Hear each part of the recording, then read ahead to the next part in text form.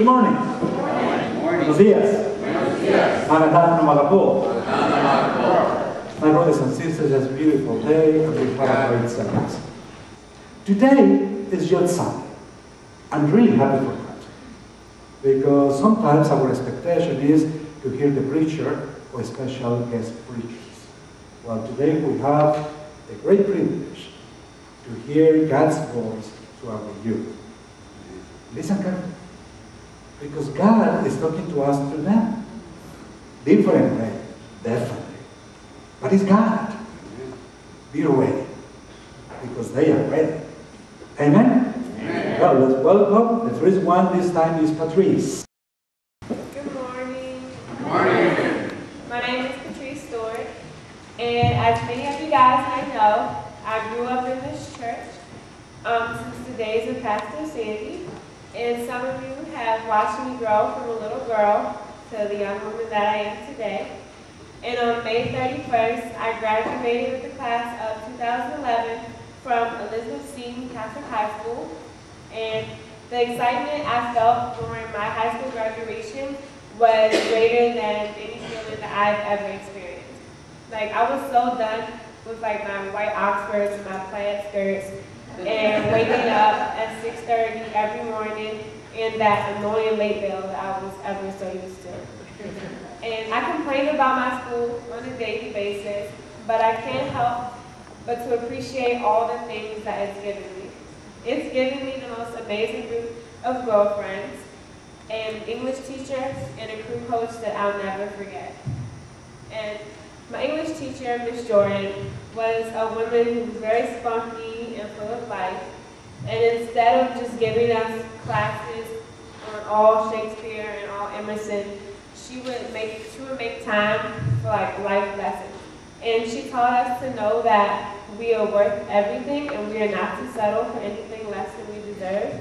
And she used to tell us that there was no time for foolishness. She even brought in her mom, the woman she most admired, to give us some knowledge as we ventured into the adult world.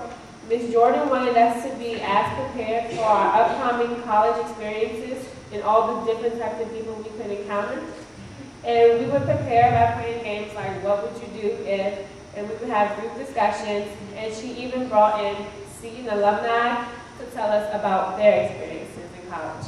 And no other teacher did this for their students, and she would even like text us after graduation and tell us how proud she was of us, and she would encourage us to email her and keep her updated on everything that we're doing. And the type of care and dedication that Ms. Jordan had for her students is very hard to come by, and I'm extremely grateful for that. And my varsity crew coach, Deb, taught me to never limit myself. She watched me give average effort and do minimum in the workouts and stuff. And then one random day in practice, she saw the effort that she had desired since I was a freshman. And she waited a couple practices before she told me on my improvements because she wanted to make sure it wasn't just a one-day thing and that it was going to continue. And like by her telling me of my improvements or whatever, that motivated me to do better and to practice harder. And with my changed attitude, I was the stroke seat at the Stokesbury Cup, which is like the biggest and oldest high school rowing competition in Philly. And my team ended up placing 14 out of 43. And at our school's annual award banquet, I got most improved player. And she explained how I went from the girl who refused to breathe out her nose and sweat out her hair to one of the team's best rowers. And Coach taught me to never say what I can or can't do before I even try. It took years for me to realize my true abilities because I was stuck in a negative mindset that told me that this was as good as I was ever going to get, and that obviously wasn't true. And a service trip I took to New Orleans taught me to appreciate life and to realize the awesome power of God. Because while I was in New Orleans, I saw like patches of concrete and like fields of grass, and like those patches of concrete were where like houses once stood and where families once lived in. And while we were there, we journeyed to like the bridge where like the people who had lost their homes waited in line to get into the homeless shelter. And while we were there, we met a mother and her daughter, and we sat down next to them so like we can hear their story. And like in the midst of her story, the mother like offered us some of her, like she had like these 6-pack like off-brand Oreo cookies, and like she offered them to us. And it's like her generosity really stunned me because she was the one in line to get into the homeless shelter because she had just lost everything. But like there she was offering us like some of the only food she had to teens who can go home to like a bed of food, something that she didn't have. And she talked about how she wasn't worried at all because she knew that God always had her back without a doubt. And her faith amazed me because of the times that she was going through, and like through her I saw like God working. And although those experiences shaped me, I also had like a team of supporters behind me. I had all of my brothers and sisters in the youth group. I had Miss Sandy, Miss Walchek, Kim and Carolyn, and even my Sunday school teacher, Miss Hoffman, from way back in the day. And I have a strong church family that I have known for years and that I will forever be thankful for. And once again, I have my friends who make me happy and keep me smiling. And I have my beautiful sister over there, who I love very much, even though I show it through yelling sometimes. And my Aunt Barbara, who is truly a blessing to me. She is always there to help me, even if she thinks I don't want to hear it or anything like that. And I appreciate her very much. And my mother and my father are two people who have impacted my life the most, and I am forever grateful for their heavy contributions in my life because I know I would not be where I am without them.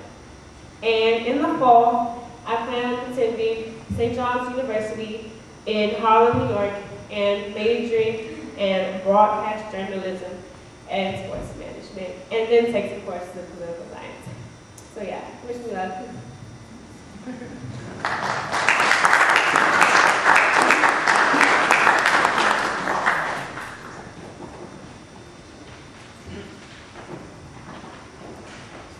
Hello everybody, I'm Asia Neal, and next year I'll be attending Hawk Street University in the class of 2015.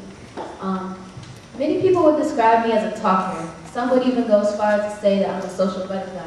But previously, I've never thought of the parallels between me and a winged insect. I've never been a person who liked to limit myself to pursuing just one thing. And from a very young age, I knew that communicating with all kinds of people was something that I loved to do. As a real butterfly does with pollen, I've always been a person who was able to take a little bit of knowledge or insight from wherever I go and leave a little behind after I come somewhere new. My species of butterfly is indigenous to Maryland, and it lives chiefly among others of its kind in the Little Meadow. But I'm a butterfly who dreams of becoming acquainted with all the fields, flowers, insects, and organisms that the world has to offer. And after hatching from my egg as a little caterpillar, I was introduced to a flight plan for my anticipated migration into regions unknown. And the way I do this is to learn Spanish.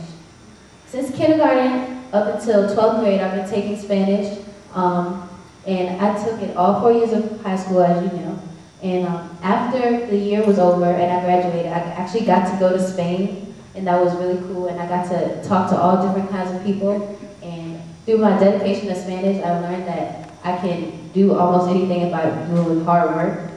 Like everyone in high school, my high school years have been a time of great change for me, and one of the biggest changes has been in my faith.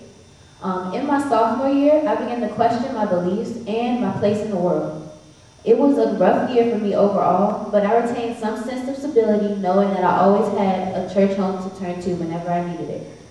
The people at Oxon Hill United Methodist Church, and especially the youth group, has changed me for the better, and I'm thankful that I was invited here by somebody you guys might know, Patryce just read, she invited me here.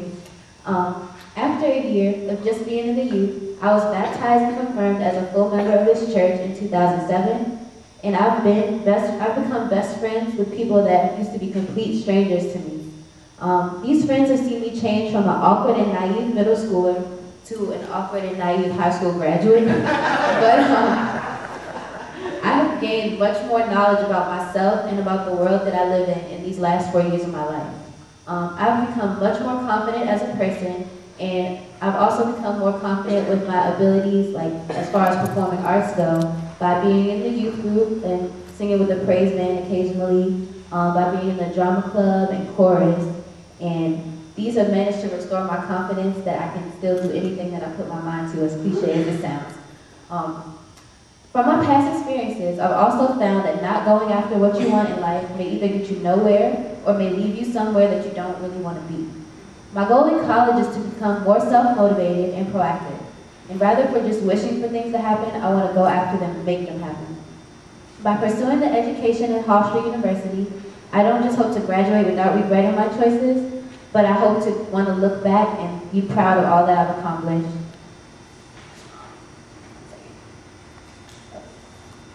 I've come a really long way since I've become a just little caterpillar. And now I have the opportunity to join the class of Hofstra in 2015, and I can use what I know to make my future brighter. I plan to continue studying foreign language in college, but I think I want to major in marketing. I have every intention to study abroad because I love languages so much, and I want to meet a lot of different kinds of people. And though my metamorphosis is not really complete, I think that going to college is going to help me become a beautiful butterfly.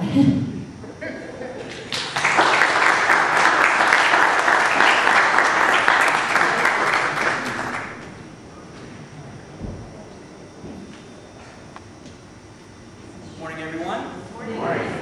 My name is Zack Mascorro, and I recently graduated from Bishop O'Connell High School. Hard work landed me in the National Honor Society. Although I am proud of the accomplishment, it added a large service workload to my senior year. This service meant meeting so many good and kind people through the community. It added a lot of work. It added service work, school greeting work, lunch tutoring work, Christian retreat work, and oh my goodness, it was so much work. My attendance at this college prep school was due in great part to the enormous generosity of people here and many people in my school community. The challenging program was particularly rewarding though. Physics and calculus won't kill you if you just don't let yourself get knocked out by your first bad grade, or maybe your second, or your third. I served 4 years of terrible school lunches, but with good friends. 4 years of mock trial. 4 years of enjoying my history classes, dances, chunky soup drives, and clothes drives. Bishop O'Connell is a high school where you can voice your own opinion as long as you have the evidence to support it. In the future, I hope to attend George Mason University. I intend to study law so I can give voice to the people who have no voice. Many of my family members have great many health issues, and people with health issues need someone to support them through the system that more often than not spends more energy not providing services than actually providing for them. Many good families do not know where to get help or what rights they might have. My minor will be in conflict resolution. This is a new study at George Mason that I think will be important for our nation. God gives every human being a gift to grow and to be the best they can be. People can reach and stretch and can do anything with work. But what we do doesn't matter as much as how we do it. Do we conduct ourselves in such a manner that we better the world we live in, or just take from it? Our faith in God must also coincide with our understanding that we are members of the community of man, which is the gift of God. We have each other to listen to lean on, to grow with, to laugh with, and to love. It is a great joy to attending this church and participating in the activities of the church. But it's the fellowship that brings me back here. I know wherever I end up, or whatever I do, the ethics I learned here, I will always carry with me. Thank you.